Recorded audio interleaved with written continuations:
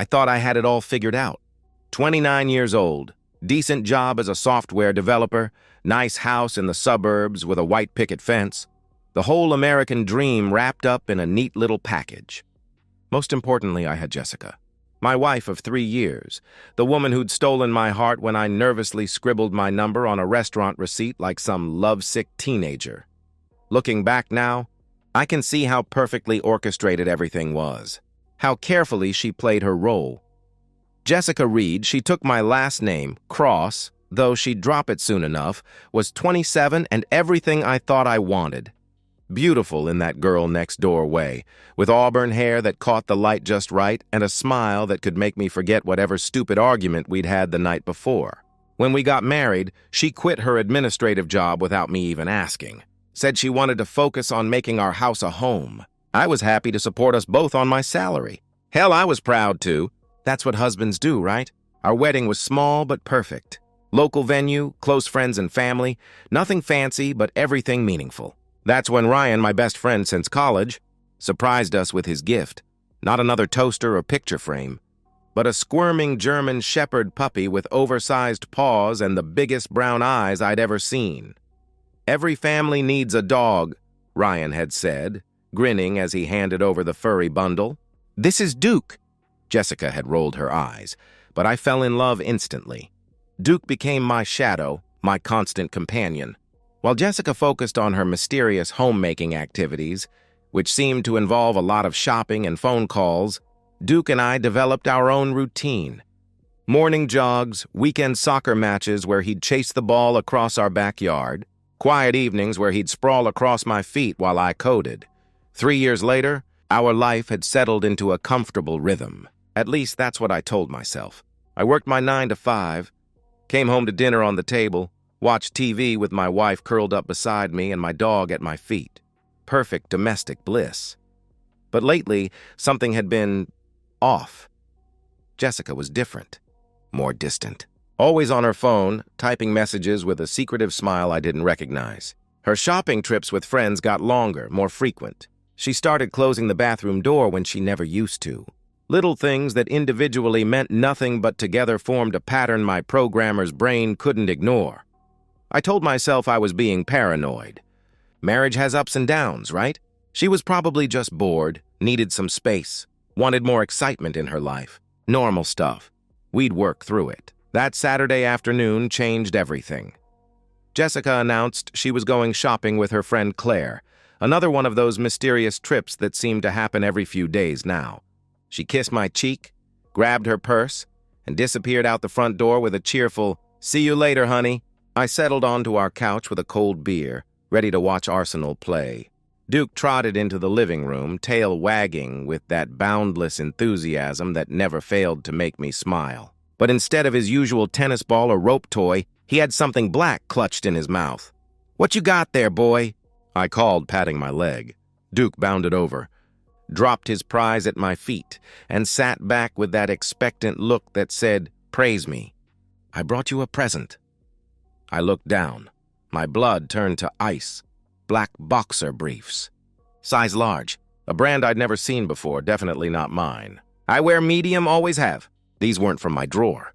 They weren't from my laundry. They'd never been mine. I picked them up with shaking hands, turning them over, searching for some explanation that would make this nightmare make sense. Ryan had stayed over a few weeks ago after a poker night. Could they be his? But Ryan was smaller than me, wore a different brand, and these looked fresh, recently worn. My mind raced through possibilities, each one more devastating than the last. A laundry mix-up at the cleaners? Wrong size delivered by mistake? But deep down, in that part of my brain that processes code and logic and patterns, I already knew the truth. My wife was cheating on me. Duke sat there, tail still wagging, waiting for his praise. Good dog. He'd done exactly what German shepherds are bred to do: protect their pack, bring important things to their alpha's attention. He'd just delivered proof that my marriage was a lie. I stared at those boxer briefs, then at Duke's innocent face, then around our living room, our home, our life together. Everything I'd thought was real and solid and permanent. The Arsenal match played on the TV, but I couldn't hear it over the roaring in my ears. Something was very, very wrong. When Jessica came home that evening, I was still sitting on the couch, the evidence on the coffee table in front of me. She walked in with shopping bags, humming some tune, completely at ease. "How was the game?" she asked, not even looking at me. "Interesting," I replied carefully. "Duke found something today. Something unusual." I watched her face as she finally noticed the underwear on the coffee table. For just a second, less than a heartbeat, her expression flickered. Panic, fear, guilt? Then it was gone, replaced by that practiced smile. "Oh, that?" she laughed, waving her hand dismissively, probably from when Ryan stayed over. You know how men are with laundry, but I noticed something else. While she'd been talking, while she'd been laughing off my concerns, her hand had moved to the coffee table. When she walked upstairs to put away her shopping, the underwear went with her. She took the evidence. She was hiding something, and now so was I. Sleep didn't come that night. I lay beside Jessica, listening to her breathing, watching the rise and fall of her chest in the darkness. Every small sound made my pulse spike. When she shifted in her sleep, I wondered if she was dreaming about him, whoever he was. My mind churned through months of small details I'd dismissed. The new lingerie she'd bought for herself, but never wore around me. The way she started keeping her phone face down during dinner. The late-night texts she explained away as work drama from a job she didn't have. The sudden interest in going to the gym, coming home flushed and energetic in a way that had nothing to do with exercise. How long had I been blind? How long had I been the fool? When Jessica finally stirred Sunday morning, I was already up, making coffee with the mechanical precision of a man going through the motions of normal life. "You're up early," she mumbled, padding into the kitchen in that silk robe I'd bought her for Christmas. "Couldn't sleep," I answered, which was true enough. She wrapped her arms around my waist from behind, pressing against my back in what should have been an intimate gesture. Instead, it felt like a performance, like she was playing the role of loving wife. "Everything okay?" she asked, but I heard the testing in her voice. Seeing if I'd swallowed her lie about Ryan's underwear. "Yeah," I lied back. "Just work stuff." She seemed satisfied with that, disappearing back upstairs for her long Sunday routine of showers and primping and whatever else she did to prepare for another week of deception. I waited until I heard the hairdryer, then grabbed my keys. The hardware store was already busy with weekend warriors tackling home improvement projects. I walked the aisles with purpose, knowing exactly what I needed. 4 wireless security cameras with motion detection and smartphone alerts. Top-of-the-line equipment, small enough to hide, smart enough to catch everything. The kid at the checkout couldn't have been more than 19, probably thought I was setting up basic home security. If only he knew he was selling me the tools to destroy my marriage. I drove home with the cameras hidden in a bag of random hardware supplies, screws, electrical tape, the kind of stuff that wouldn't raise questions. Jessica was still upstairs, blow-drying her hair into submission. I worked fast. One camera positioned near the front door, angled to capture anyone entering or leaving. One hidden in the living room bookshelf behind a row of technical manuals Jessica never touched. One in the guest bedroom we used for storage. If she was bringing someone here, that room would give her privacy from the master bedroom. And finally, the most important one, hidden behind a picture frame on the dresser in our bedroom with a perfect view of our bed. Each camera synced to my phone through an app that would send instant notifications when motion was detected. I tested each one, watching myself on the tiny screen, adjusting angles until the coverage was perfect. Then I deleted my browser history, buried the receipts in the garage trash, and forced myself to act normal. When Jessica came downstairs an hour later, I was reading on the couch with Duke sprawled across my feet. She looked beautiful. Hair perfect, makeup flawless, dressed in jeans that hugged her curves just right. Once upon a time, that sight would have made me forget everything else. Now it just made me wonder who she was trying to impress. "I'm going to Claire's for lunch," she announced, checking her phone. "Might do some shopping after." "Have fun," I said, not looking up from my book. She paused at the door and I felt her studying my face. "You sure you're okay?" she asked. You seem distant. I met her eyes, saw the calculation behind her concern. She was wondering if I suspected anything, if her performance was slipping. I'm fine, I replied with a smile that felt like it belonged on someone else's face. Just tired. She seemed satisfied, kissed my forehead like a dutiful wife, and left. The moment her car pulled out of the driveway, I grabbed my phone and opened the camera app. All 4 feeds showed empty rooms waiting. The motion detection was armed. If anyone came into my house while I was gone, I'd know instantly. Monday morning, I took an extended lunch break and drove across town to the law offices of Klein & Associates.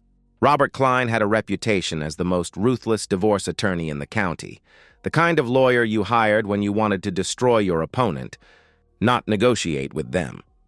His office was exactly what I'd expected: expensive furniture, law degrees covering every wall, the smell of leather and ambition. Klein himself was a thin, sharp-faced man in his 50s who looked like he'd smile while ripping your throat out. "What can I do for you, Mr. Cross?" he asked, gesturing to the chair across from his massive desk. I explained the situation calmly. Suspected infidelity, surveillance cameras installed, waiting for concrete proof. Klein listened without interruption, occasionally nodding or making notes on his legal pad. "Smart approach," he said when I finished. "Video evidence of adultery changes everything, especially with a prenup in play. You said you have one?" "Yes," I confirmed. "Standard agreement, but it includes an infidelity clause. If either party commits adultery, they forfeit all claims to marital assets." Klein's smile was predatory. "Then if you get that video evidence, she walks away with nothing. House, savings, investments, all yours. No alimony, no property division. Clean break. How long would the process take?" I asked. "With solid evidence? 60 to 90 days, maybe less if she doesn't contest. Most cheating spouses don't fight when the evidence is overwhelming. They just want it over quietly." I shook his hand, feeling the first spark of satisfaction I'd had since Duke dropped those boxer briefs at my feet. "I'll call you when I have what I need." "Looking forward to it, Mr. Cross," he replied. I drove back to work, buried myself in code and debugs and the familiar rhythm of problem-solving. But my phone sat on my desk like a loaded gun, waiting for that first notification. Days passed. Jessica continued her routine: shopping trips, gym visits, mysterious phone calls taken in other rooms. She was affectionate at home, maybe even more than usual, cooking my favorite meals, curling up next to me during movies, asking about my day with what seemed like genuine interest. But I knew better now. It was all performance, all part of maintaining the perfect lie. 1 week after installing the cameras, I was at my desk debugging a particularly stubborn piece of code when my phone buzzed. Motion detected, front door camera. My heart hammered as I opened the app. The timestamp showed 2:14 p.m. on a Wednesday afternoon. Jessica should have been at her book club, another one of those convenient excuses that I'd never thought to question.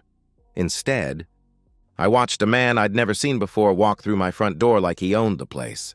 Tall, fit, probably early 30s with dark hair and an arrogant smile that made my blood boil.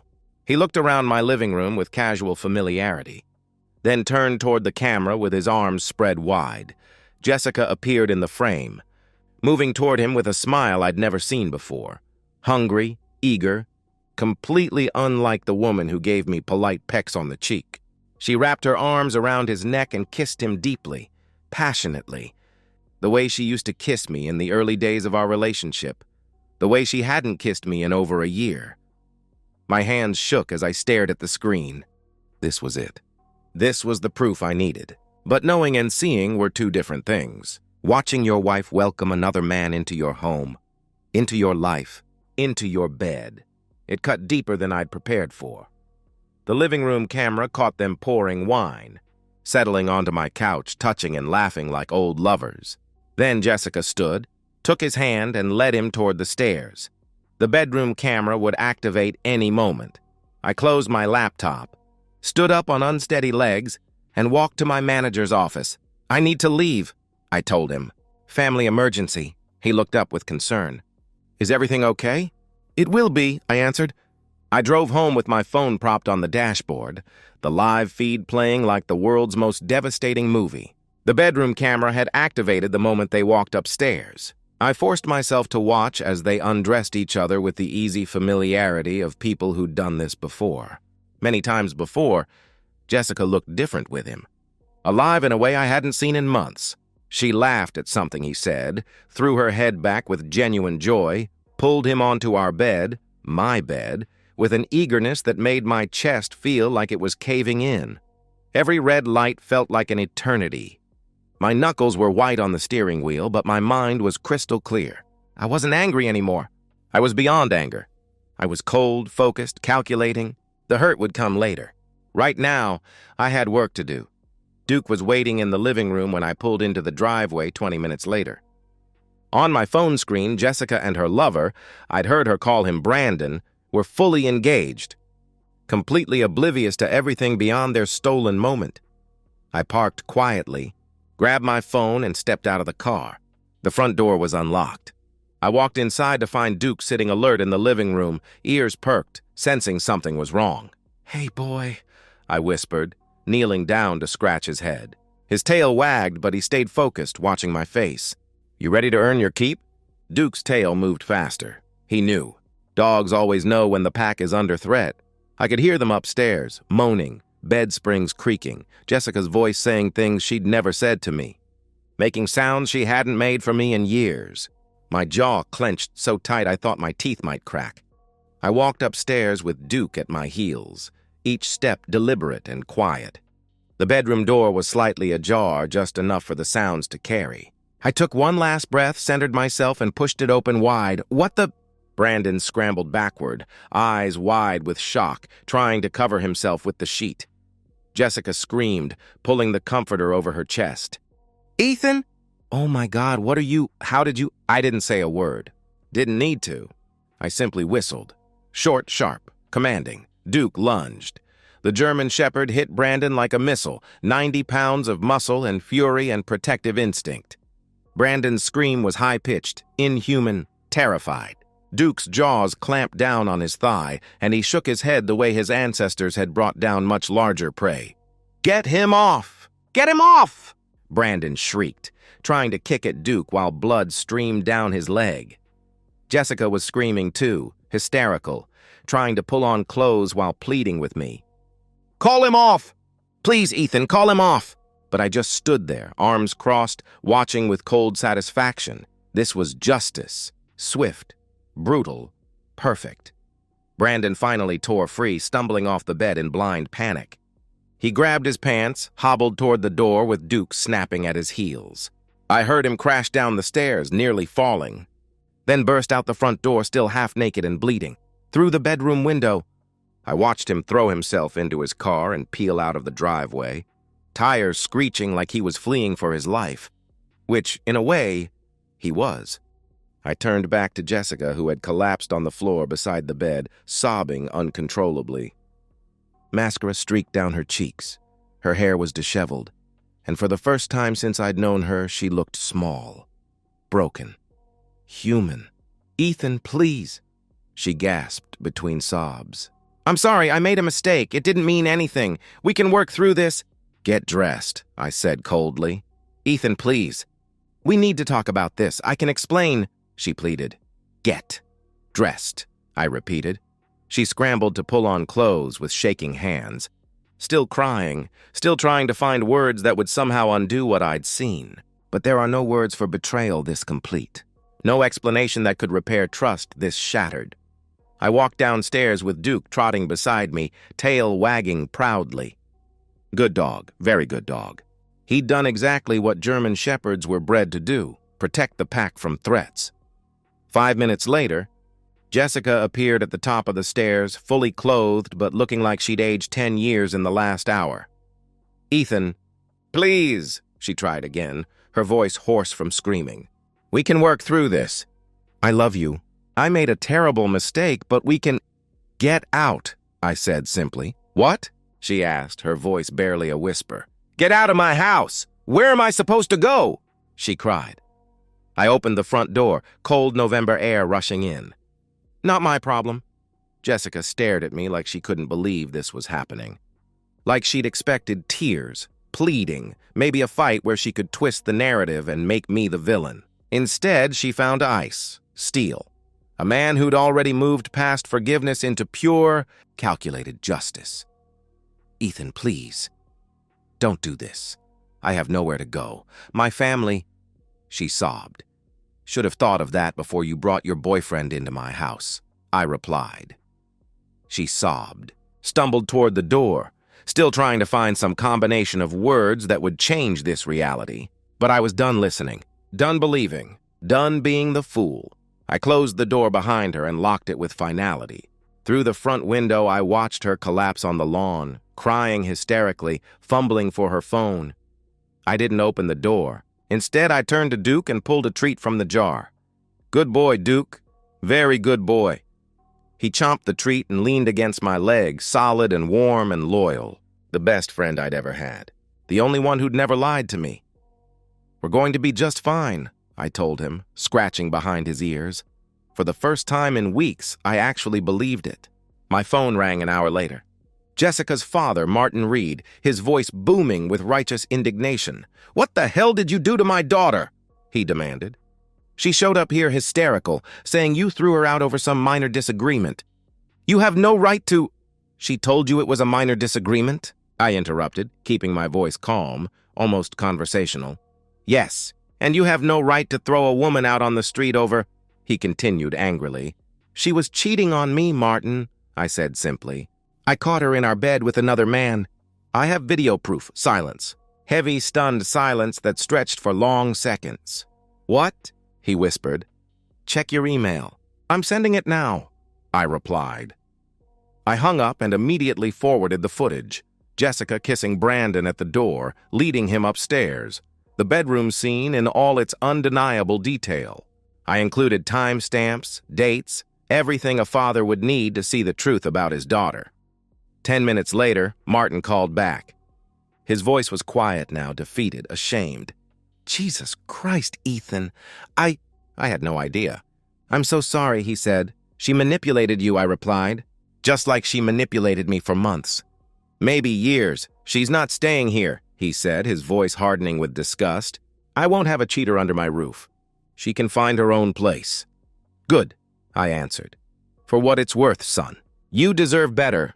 You always did," he added quietly. The line went dead. I sat in the silence of my house, truly my house now, with Duke curled up beside me on the couch. For the first time since finding those boxer briefs, I felt like I could breathe. The betrayal had cut deep, deeper than I'd thought possible. But I hadn't just survived it. I'd dismantled it piece by piece with precision and irrefutable proof, and I wasn't done yet. Jessica tried calling 17 times that night. I blocked her after the third call. She sent emails, text messages, desperate pleas that I deleted without reading. Her tears didn't move me anymore. Her apologies fell on deaf ears. She'd made her choice when she brought Brandon into our home. Now she could live with the consequences. The next morning I called Robert Klein. "I have the evidence," I said simply. "How clear is it?" he asked. "Crystal. Video footage of her bringing him into our house, bedroom footage of them together, timestamps, dates, everything." "Outstanding," he replied. "I'll file the papers today. With evidence this solid, we can fast-track the proceedings. She won't contest. Trust me, no lawyer will advise her to fight this." "How soon?" I asked. 60 days, maybe less. We'll invoke the infidelity clause in your prenup. She gets nothing. No house, no savings, no alimony. Clean break." I smiled for the first time in weeks. "Do it." Jessica's attempts to reach me became more desperate over the following days. She showed up at my office, but security escorted her out. She tried approaching me at the grocery store, but I simply walked away. She even sent her mother to plead her case. But I told Mrs. Reed exactly what I'd told her husband. Check the footage, see the truth, then ask yourself if you'd want your son married to a woman like that, I said. The paperwork moved through the system with mechanical efficiency. Jessica hired a lawyer, some public defender who took one look at the evidence and advised her to sign everything without contest. Fighting would only drag out the humiliation, cost money she didn't have, and accomplish nothing. The video evidence was overwhelming. Brandon Hayes tried to press charges against me for Duke's attack. Reckless endangerment, failure to control a dangerous animal, whatever his lawyer could think up. But the district attorney reviewed the case and declined to prosecute. Home invasion, adultery, provocation. Brandon had been trespassing in my home, in my bed, with my wife. Self-defense laws might be murky, but public opinion wasn't. Besides, no jury in the county would convict a man whose dog attacked his wife's lover. If anything, they'd want to buy Duke a steak dinner. Brandon spent 4 weeks in the hospital. Duke's bite had caused severe lacerations that required reconstructive surgery and left permanent nerve damage. The doctor said he was lucky it wasn't worse, but Brandon didn't feel lucky. He could barely walk without pain, and the story had spread through our small community like wildfire. That's the guy who got mauled by a dog after sleeping with someone's wife. He moved to another state 6 months later, seeking a fresh start and anonymity. I heard through mutual acquaintances that he'd never cheated again, not because of any moral awakening, but because the memory of Duke's jaws haunted his nightmares. Some lessons are learned in blood. 60 days later, the divorce was finalized. She didn't contest a single point. Her lawyer had advised that fighting would only make things worse, cost more money, and she'd still lose everything. The video evidence was too clear, too damning, too legally devastating. She got nothing. No house, no savings, no alimony. The prenup I'd insisted on 3 years ago, the one Jessica had signed without reading carefully because she trusted me, because she loved me, because she never imagined it would matter, had an ironclad infidelity clause. Adultery voided everything. Jessica Reed, she dropped my last name immediately, as if that could somehow distance her from the consequences, walked away with her clothes and whatever she could fit in her car. Everything else stayed with me. The house, the savings account, the car I'd bought her for her birthday, the furniture we'd picked out together, the life we'd built.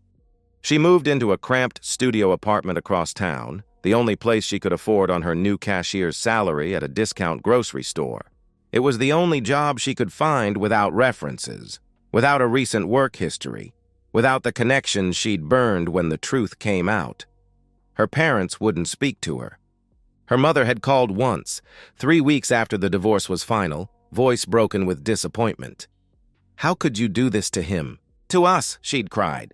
"We welcomed him into our family. We loved him like a son, and you destroyed everything. For what? For some stranger?" Jessica had tried to explain, to justify, to make her mother understand that it had been a mistake, that she still loved me, that she wanted to fix things. But her mother had hung up mid-sentence. The Reed family Christmas card came addressed only to me that year, with a handwritten note from Martin. "You'll always be our son-in-law in our hearts." Jessica's old friends distanced themselves quickly.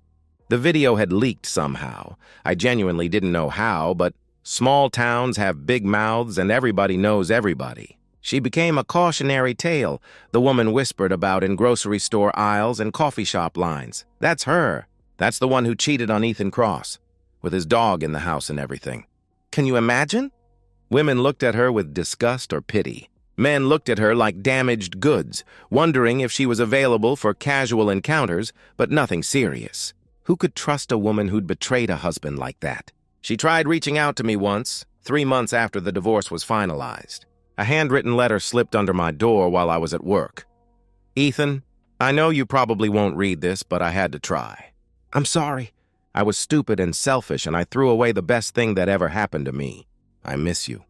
I miss Duke. I miss our life together. I know I have no right to ask, but could we talk? Just once? I can explain everything if you'll let me. I still love you." Jessica read it once, tore it up, and threw it in the trash. Then I blocked her new number and had my lawyer send a cease and desist letter. She didn't contact me again. 6 months later, I heard she'd tried dating someone new, a divorced construction worker she'd met at a bar. It lasted 3 weeks before he found out who she was, what she'd done. He dumped her via text message. "I don't date cheaters." The scarlet letter of adultery followed her everywhere in our small community. She'd branded herself with her choices, and the brand was permanent. Meanwhile, my life moved forward. I got a promotion at work, senior developer with a substantial raise and more responsibility. The recognition felt good, like proof that I was worth more than Jessica had valued me at. I started dating again, carefully and selectively. Sarah, a graphic designer I'd met at a coffee shop, caught my attention with her quick wit and genuine laugh. She had her own career, her own apartment, her own life that didn't depend on anyone else. Independence I found incredibly attractive after years of supporting Jessica's dependency. Trust doesn't come easy for me anymore, I'd told Sarah on our third date, when she asked about my divorce. "That's okay," she'd replied, squeezing my hand. Good things are worth waiting for. Sarah loved Duke, which was non-negotiable for me. She'd throw tennis balls for him in the backyard, scratch behind his ears while we watched movies, bring him treats from the pet store. Duke approved, which meant everything. Ryan still came over for beers and soccer matches just like old times. But now he brought stories of Jessica's continued downfall, the 2 jobs she worked to make rent, the studio apartment with thin walls and noisy neighbors, the social isolation that came with being known as the town's most infamous cheater. "You feel bad for her at all?" Ryan asked one evening, nursing his beer while Arsenal dominated on the TV. I considered the question seriously, watching Duke chase a tennis ball across the backyard through the kitchen window. "No," I answered finally. She made her choice. She chose to cheat instead of talking to me about whatever was wrong. She chose to bring him into our house, our bed. She chose to lie to my face for months. Every consequence she's facing now she earned. Ryan nodded. "Best wedding gift I ever gave you, huh?" he said, gesturing toward Duke, who was now sprawling contentedly in the evening sun. I laughed. Real, genuine laughter that felt rusty from disuse. "Damn right. We toasted with our beer bottles." And Duke's tail thumped against the deck like he knew we were talking about him. Later that night, after Ryan had gone home and Sarah had kissed me goodnight at her car, I sat on my back porch with Duke at my feet. The house was quiet, peaceful mine. No more lies, no more deception, no more wondering what Jessica was really doing when she said she was going shopping. I looked at my reflection in the kitchen window. Older, harder, wiser than the naive man who'd trusted blindly 3 years ago.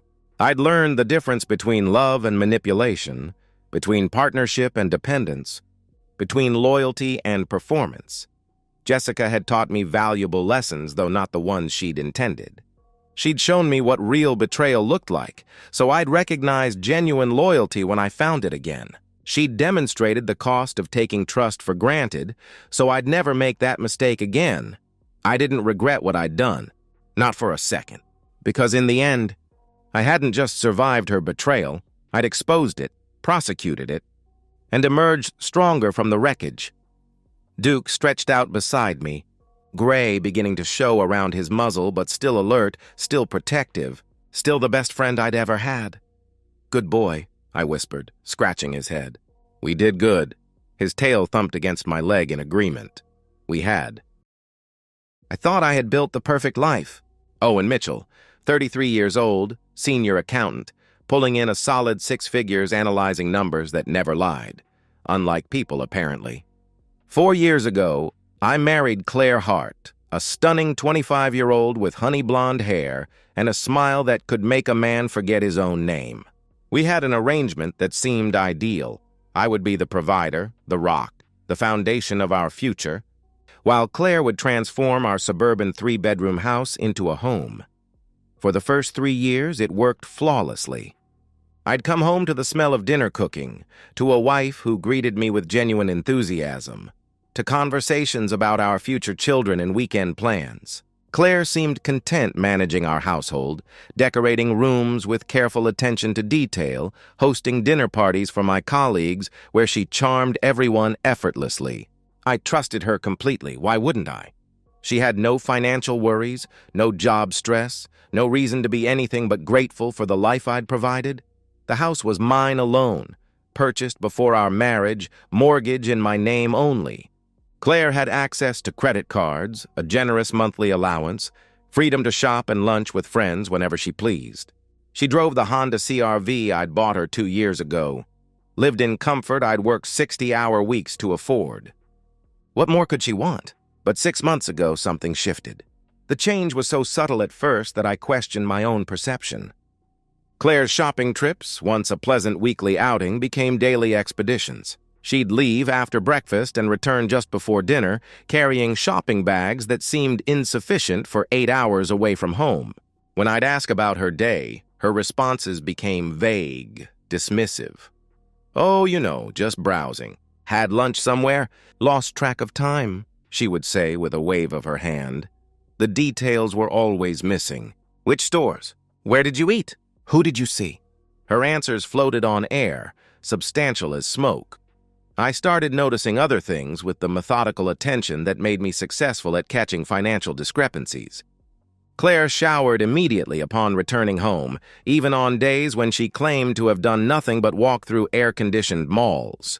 Her phone became a permanent appendage, constantly buzzing with messages that made her smile in ways I hadn't seen in months. She'd angle the screen away whenever I approached, protecting it like state secrets. Her appearance changed, too. Makeup for grocery runs, designer outfits for errands. Perfume applied with the care of someone expecting to be noticed, but not by me. Last Tuesday evening, I found a receipt in her purse while searching for my car keys. Riverside Cafe downtown, 2 cappuccinos, 2 lunch entrees, total $47.83. When I mentioned it casually over dinner, Claire barely paused her fork. "Oh, I ran into Sarah from college. We grabbed lunch and caught up," she replied without looking up from her plate. But she didn't offer Sarah's last name, didn't mention what they discussed, didn't suggest we invite Sarah and her husband over sometime. The explanation existed solely to fill the silence, devoid of the natural details that accompany truth. That night, lying beside my sleeping wife in the bed I paid for in the house I owned, staring at shadows cast by streetlights through windows I'd chosen, my accountant's instincts screamed with the same certainty I felt when discovering embezzled funds. Numbers didn't lie. Patterns revealed truth, and every pattern I'd observed pointed to one inescapable conclusion. Claire was lying to me. About what? I wasn't entirely certain yet, but the foundation of our perfect life had developed cracks, and I needed to know how deep they ran before the entire structure collapsed. I picked up my phone in the darkness, searched private investigator near me, and saved a phone number to my contacts. I didn't call, not yet, but I would. Because the man who'd built this life deserved to know who was destroying it from within. And if my suspicions proved correct, Claire Hart Mitchell was about to learn exactly what happened when someone tried to steal from a man who'd spent his career catching thieves. For 2 days, I wrestled with myself like a man drowning in his own thoughts. The rational part of me, the part that had climbed from junior accountant to senior analyst through careful deliberation, insisted I should confront Claire directly. Give her a chance to explain. Trust the woman I'd married. But the professional part of me, the part that had uncovered countless cases of corporate fraud, knew better. You don't accuse without evidence. You don't show your hand before you've calculated every possible outcome. And you never ever give the guilty party time to construct better lies or destroy evidence. Wednesday morning, I sat in my car outside Baker & Associates during lunch break, staring at the contact I'd saved, Raymond Cross, private investigator. My colleague James had used Raymond 2 years ago when his own marriage imploded. "Best money I ever spent," James had said. At least I knew the truth instead of living in her web of lies. I dialed the number. "Cross Investigations," came the professional voice, unsurprised, carrying the weight of a man who'd heard this story countless times. "I need you to follow my wife," I said quietly, surprised by how steady my voice sounded despite the earthquake in my chest. "I think she's cheating, but I need proof before I make any accusations." Raymond asked necessary questions with the efficiency of a doctor taking symptoms. Claire's description: 5'6", blonde hair, distinctive silver Honda CR-V. Her typical schedule, the time windows I'd observed, the behavioral patterns that had triggered my suspicion. He quoted his rate without hesitation. $150 per hour. Minimum 3-day retainer. "Start tomorrow," I said, and gave him my credit card information. Thursday morning arrived with deceptive normalcy. I went to work, attended budget meetings, reviewed quarterly reports, responded to emails, all while my phone sat face up on my desk like a loaded weapon. At 11:47 a.m., it buzzed. Raymond. Subject left residence 10:15 a.m. in silver CRV, license plate visible. Currently at Riverside Cafe downtown, corner table. She's with a male, mid-20s, athletic build, dark hair. Body language suggests familiarity, leaning in, touching hands across table. Documenting everything, my vision blurred. I locked my office door, sat down heavily, forced air into lungs that seemed to have forgotten their purpose. 4 years of marriage reduced to a text message. More updates arrived throughout the day, each one a surgical strike to my heart. Raymond. Subjects left cafe together. Observed extended embrace and kiss in parking lot before separating to different vehicles. Following subject's vehicle now. Raymond. Subject drove directly to Riverside Hotel downtown location. Male arrived 4 minutes later in black Ford Mustang. They entered lobby together. Confirmed check-in to room 412 under male's name, Brett Donovan. Have video footage of kiss before entering building. I closed my laptop, told my assistant I wasn't feeling well, and left the office.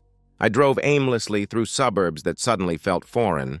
Hands trembling on the steering wheel of a car I'd bought with money earned through devotion to a woman who was, at that moment, naked in a hotel room with another man. Raymond.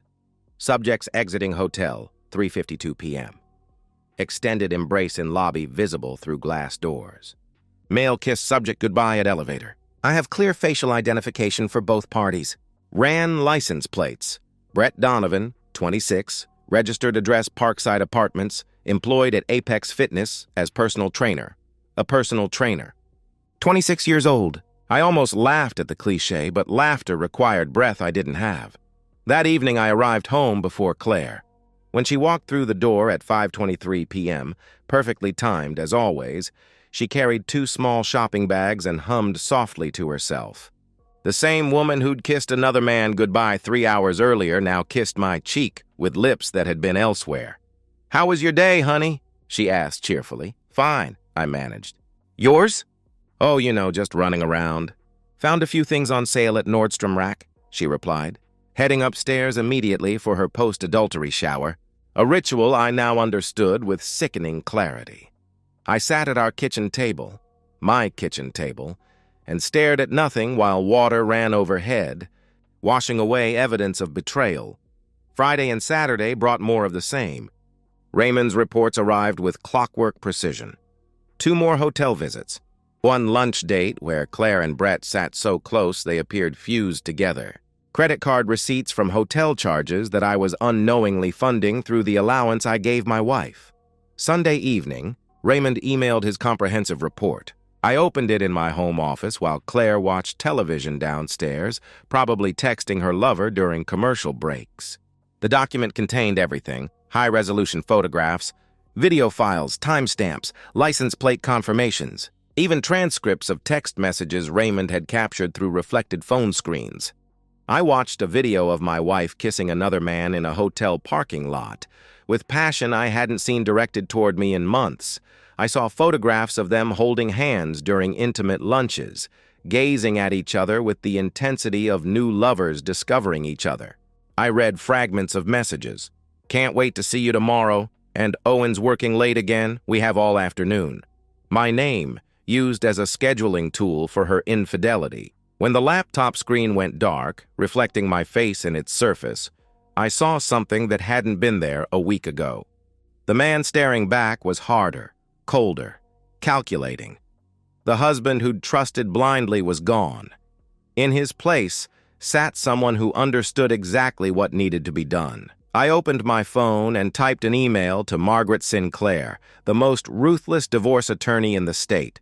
Subject line, urgent, need consultation tomorrow. "Owen? Are you coming to bed?" Claire called from downstairs. "Be right there," I called back, my voice perfectly normal. But I was already gone. The man who'd loved Claire Mitchell was dead. The man who would destroy her was just beginning. Monday morning, I called in sick to work for the first time in 3 years. Claire accepted my explanation of a stomach bug without question. Why would she doubt the husband she'd been deceiving? For 6 months? I waited until she left for her morning errands before driving to downtown's legal district. Margaret Sinclair's office occupied the top floor of a steel and glass tower that pierced the sky like a blade. Her reputation preceded her through the marble lobby. The divorce attorney who'd dismantled 3 prominent politicians, 2 CEOs, and a celebrity chef with surgical precision. Rumor claimed she'd never lost a case where adultery was involved. Sitting across from her mahogany desk, I felt like I was consulting a general about war strategy. Margaret was mid-50s, silver-haired, with eyes that could dissect lies at 50 paces. I slid Raymond Cross's complete investigative report across her desk without preamble. "I need a divorce," I said simply, "and I need her to get nothing." Margaret examined the materials with the methodical attention of a pathologist. Photographs, videos, hotel receipts, text message captures, license plate confirmations. She absorbed every detail while making precise notes on yellow legal paper. 20 minutes passed in silence before she looked up. "This is ironclad," she said, tapping the photographs with a manicured finger. "Documented adultery with photographic and video evidence across multiple instances. Clear proof of ongoing deception and betrayal. In this state, that constitutes grounds for fault-based divorce."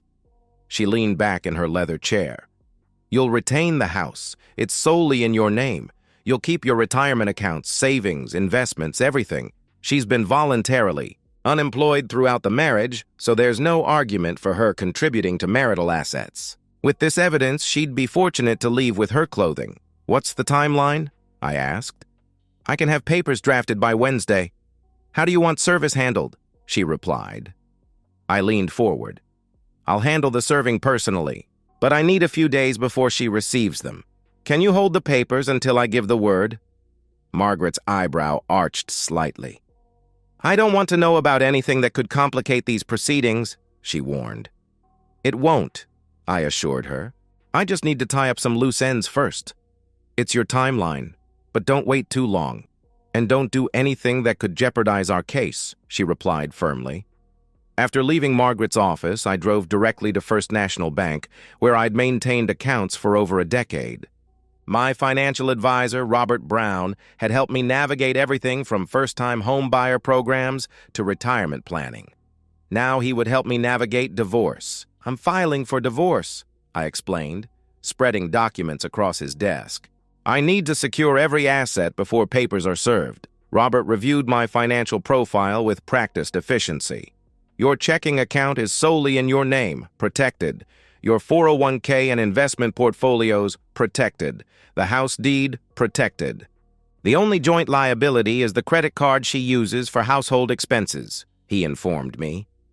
Within an hour, Claire's credit card was canceled and paid off in full.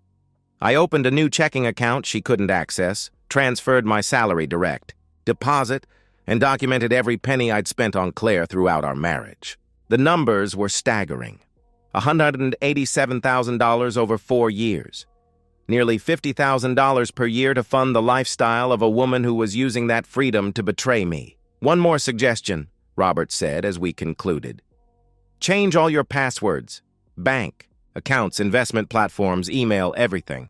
If she has access to any financial information, eliminate it immediately." That evening, I returned home and performed normalcy like an actor hitting his marks. I kissed Claire hello, asked about her day, ate the dinner she'd prepared with hands that had touched another man that afternoon.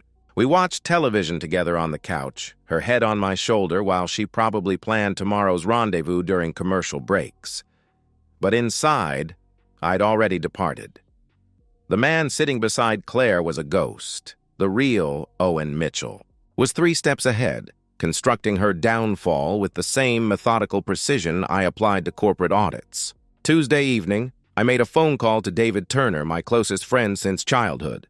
David had served 2 tours as a Marine before starting a private security company.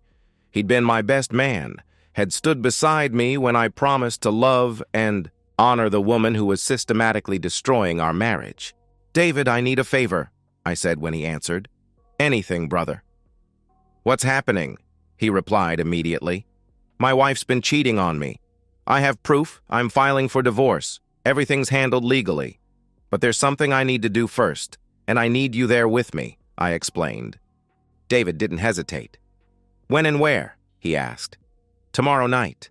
I'll text you the address, I replied. I'll be there, he confirmed. I hung up and stared at Brett Donovan's address. Unit 3B, Parkside Apartments. Raymond had included it in his comprehensive report, along with employment information, vehicle registration, even social media profiles. Brett Donovan, 26, personal trainer, collector of married women's secrets. I wasn't a violent man. I'd never thrown a punch in my adult life, had built my success through intellect and persistence rather than physical force. But some debts required different forms of payment. Some accounts needed settling before the books could be closed. I pulled up Brett's latest social media post, a shirtless gym selfie with the caption, "Earned it." His smile was arrogant, satisfied, the expression of a man who thought he was getting away with theft. Tomorrow night, Brett Donovan would earn something else entirely. Wednesday evening, 8:47 p.m. I pulled into the cracked asphalt parking lot of Parkside Apartments with David in the passenger seat. The complex was exactly what I'd expected, a decaying monument to low rent and lower standards, where someone like Brett Donovan could afford to live on a personal trainer's salary. "You sure about this?" David asked. His tone carried no judgment, just the practical concern of a man who'd seen violence and understood its consequences. "I'm sure," I answered. We climbed the exterior staircase to the second floor, our footsteps echoing in the humid night air. Unit 3B sat at the corridor's end, bass-heavy music thumping through thin walls. I knocked with the authority of a man demanding payment on an overdue debt. The door opened. Brett Donovan stood there in gray sweatpants and nothing else, every inch the arrogant 26-year-old who'd been with my wife in hotel rooms I was unknowingly financing. His body was everything mine wasn't. Young, sculpted, built for the kind of physical passion that apparently mattered more than 4 years of devotion and financial security. "Yeah," he said, annoyed at the interruption, probably expecting a neighbor complaining about the noise. I didn't speak. I shoved past him into the apartment, David following immediately behind. Brett stumbled backward, confusion shifting to alarm as his situation became clear. "Whoa! What the hell? Who are you?" he demanded. "I'm Claire Mitchell's husband," I said coldly. The blood drained from his face like water from a broken dam. "Oh, shit. Man, look, I didn't know she was—" he started desperately. "Liar!" I cut him off, my voice ice. "She's been married for 4 years. She wears a wedding ring. You knew exactly what you were doing when you started seeing her. I swear she said she was separated. She said her marriage was—" he pleaded. My fist connected with his jaw before the excuse finished forming. Brett crashed sideways into the wall, shocked, blood spattering from his split lip onto the cheap white paint. He tried to recover, tried to get his hands up defensively. But David was already moving, grabbing Brett by the throat and throwing him to the stained carpet. "Stay down," David said calmly, his voice carrying the weight of a man who'd done worse than this in distant countries. I kicked Brett in the ribs, once, twice, 3 times. Not wild, desperate swings, but deliberate impacts calculated like everything else I did. Brett curled into a protective ball, whimpering, trying to shield his torso from further damage. "Please, stop, I'm sorry," he gasped. I crouched down, grabbed his hair, forced him to look at me through blood and tears. "You stay away from my wife. You delete her number. You pretend she never existed. Because if I find out you contacted her again, if I even hear your name mentioned in connection with hers, I'll come back here and finish what I started. Do you understand me?" I demanded. Brett nodded frantically, terror overriding pride. David leaned down, his voice quiet but carrying absolute conviction. "And if you're thinking about calling the police or telling anyone about this visit, don't. Because we'll know. And we'll come back, and next time, we won't stop at broken ribs," he warned. I stood, looked down at Brett one final time. The personal trainer was broken, physically, emotionally, completely. His good looks were temporarily ruined, his confidence shattered, his sense of invincibility exposed as the delusion it had always been. He'd heal. His ribs would mend, his face would return to normal, but he'd never forget the lesson that some men's wives came with prices too high to pay. We left without another word. My knuckles were raw and bleeding. I wiped them on my jeans as we descended the stairs, feeling something like satisfaction for the first time in weeks. "You good?" David asked when we reached my car. "I'm fine," I replied. "You crossed a line tonight, brother," he observed. I knew he was right. The Owen Mitchell who'd built a life through careful planning and legal channels was gone. In his place stood someone willing to use physical violence to protect what was his or to punish those who'd taken it. "Then make sure it was worth it," David added. I drove home through suburban streets that felt different now, changed by what I'd done and what I was about to do.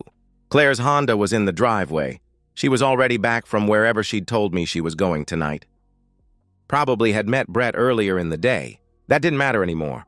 I walked inside. Claire was on the couch watching reality television, eating popcorn from a ceramic bowl I'd bought her for Christmas 2 years ago. She looked up and smiled with the same warmth she'd shown me since our wedding day. "Hey, how was your night with David?" she asked cheerfully. "Good. Just caught up," I replied. "That's nice," she said, patting the cushion beside her. "Come watch with me." I looked at her, really looked at her. The woman I'd married. The woman I'd trusted with my future, my finances, my heart. The woman who had been methodically destroying our marriage for 6 months while living in comfort I provided. Spending money I earned, sleeping in a bed I paid for. Tomorrow morning, she was going to understand exactly what she'd lost. "I'm tired," I said. "I'm going to bed." "Okay, babe," she replied, blowing me a kiss. The same gesture she'd performed thousands of times. I climbed the stairs, got into bed fully clothed, and stared at the ceiling. My knuckles throbbed. My chest felt hollow. But my mind was crystal clear. My phone buzzed. A text from Margaret Sinclair. "Papers are ready." "Tomorrow?" I typed back. "Tomorrow morning. 9 a.m. I set my alarm for 6 a.m. Claire's last normal morning was almost over, and she had no idea her entire world was about to collapse. Thursday morning. I woke at 6 a.m. as planned, showered, dressed in my work clothes with the same precision I'd maintained every morning for 4 years. I made coffee, sat at the kitchen table, and waited with the patience of a predator who'd spent months planning the perfect strike. Claire woke at 8:30, her usual time. I heard the shower running, heard her moving through the morning routine that had become as predictable as sunrise. She came downstairs at 9:15 wearing a yellow sundress and heels, makeup applied with artistic precision, hair styled for someone worth impressing. "Going shopping. Again." "Morning," she said brightly, grabbing her purse from the granite counter I'd paid to install.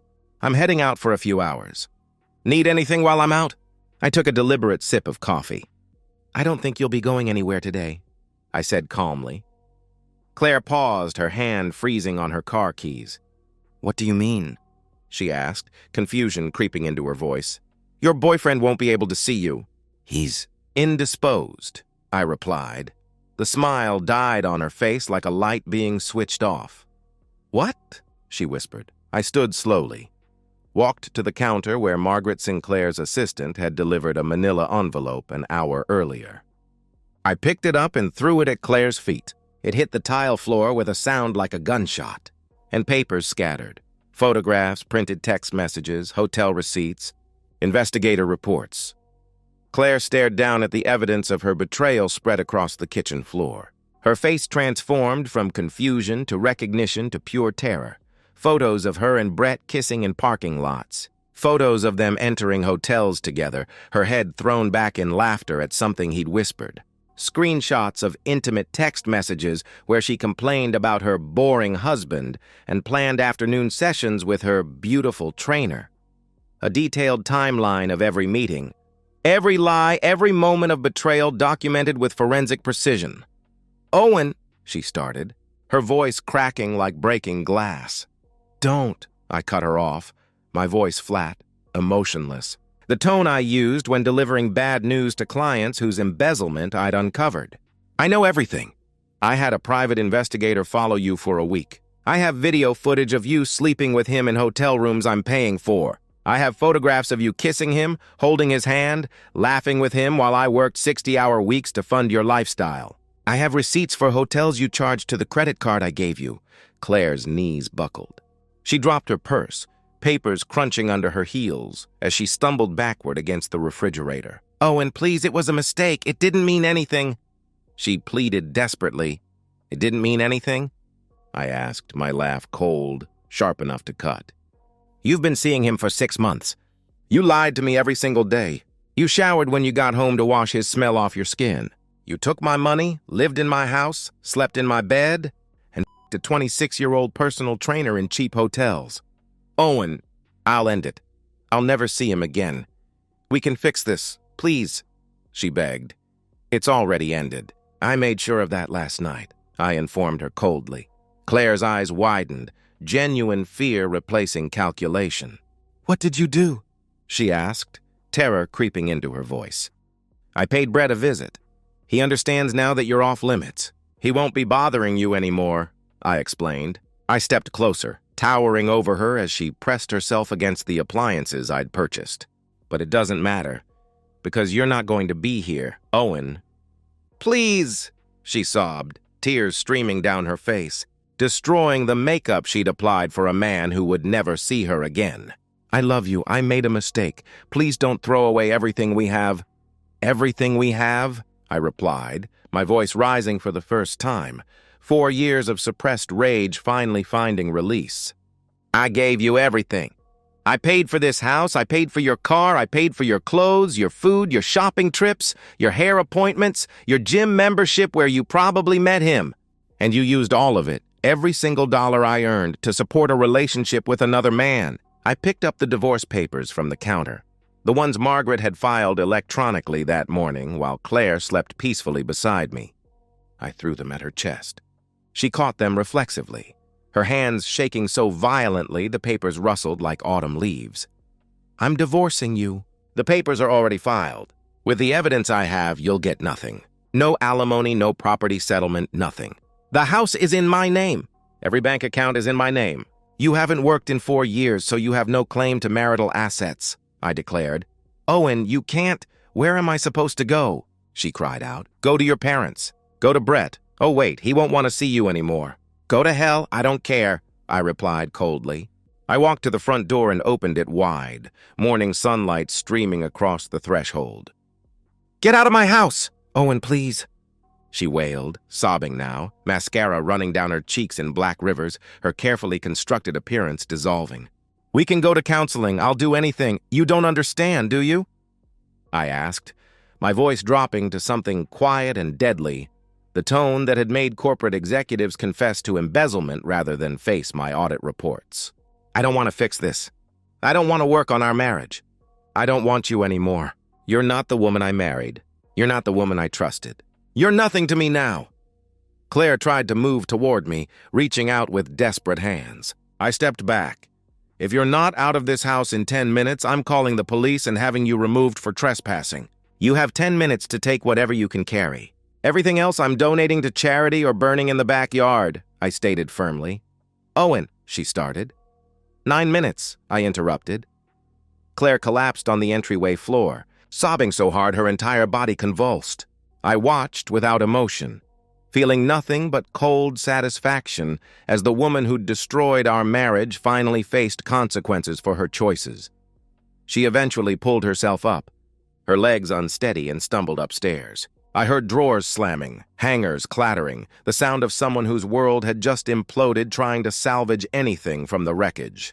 She came back down carrying a suitcase stuffed with clothes, toiletries, her laptop, the belongings of a woman who'd gone from homeowner to homeless in 15 minutes. At the door, she looked at me one last time. Her face was destroyed, red, swollen, streaked with tears and smeared makeup. The beauty that had attracted me reduced to human wreckage. "I'm so sorry," she whispered. I closed the door in her face. Through the window, I watched her car pull out of the driveway for the last time, watched her drive away from the life she'd systematically destroyed with lies and betrayal. I didn't feel victorious. I didn't feel relieved. I felt empty, hollowed out, like a building after controlled demolition. but I also felt something else. A cold, hard satisfaction that justice had been served, that consequences had finally caught up with choices. My phone buzzed. A text from Margaret Sinclair. She signed the papers. It's done. I deleted the message and sat alone in the house that was finally, completely, irrevocably mine. The divorce finalized in record time. Claire didn't contest anything. She signed every document Margaret placed before her, accepted a token settlement of $1,500, and disappeared from my life as completely as if she'd never existed. I kept everything. The house, all savings accounts, retirement funds, investment portfolios. I had the locks changed the day she left, donated most of her belongings to charity, threw the rest in dumpsters. I repainted the bedroom, bought new furniture, erased every trace of her presence from my life with methodical thoroughness. My daily routine returned to what it had been before marriage. Work, home, solitude. Colleagues knew I was divorced, but asked no questions. I volunteered no information. I remained the same reliable, methodical senior accountant I'd always been, except now the man behind the desk was harder, colder, less trusting. At night sometimes, I lie in bed and stare at the ceiling, wondering if the emptiness will ever fade. Wondering if I'll ever trust another woman enough to share this house, this life, this carefully constructed existence. The answer, most nights, is no. Claire Hart, she dropped the Mitchell name, works as a cashier at a discount grocery store on the city's eastern edge. She lives in a studio apartment in a neighborhood where sirens wail every night and bars cover every window. Her parents disowned her when she showed up seeking shelter. Her father, a man I'd respected and shared holidays with, opened his door, listened to her tearful explanation, and delivered his verdict. "You disgraced yourself and this family. Don't come back," he had told her before closing the door permanently. She tried reaching out to me once, a long, rambling email about regret and change and second chances. I blocked her address without reading past the first line. Some doors, once closed, remain that way forever. Brett Donovan left town shortly after our encounter. Rumor is he was terrified someone was going to kill him. No one has seen him since. His Apex Fitness employment terminated without explanation, his apartment abandoned, his social media accounts deleted. Sometimes justice is swift and physical. Sometimes it's slow and psychological. Sometimes it's both. Claire spends her evenings alone, scrolling through old photos on her phone, pictures of the house, the life, the future she traded for 6 months of excitement with a man who wasn't worth the wreckage he caused. She wonders if she'll ever stop regretting her choices. She won't. The price of betrayal, I've learned, isn't paid once. It's paid every day, in every consequence that follows, in every door that closes, in every night spent alone wondering what might have been if different choices had been made. I sleep well now.